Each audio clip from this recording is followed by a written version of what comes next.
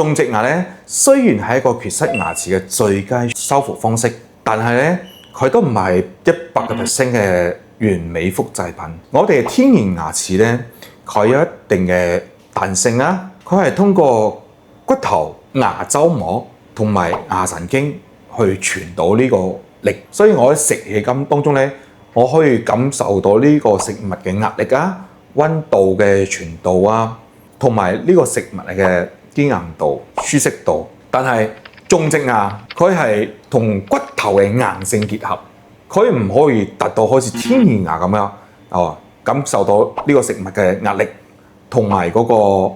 舒適度。所以大家種完牙齒之後咧，盡量太硬嘅都唔可以咬，同埋咧要聽從醫生建議，半年至1年到牙科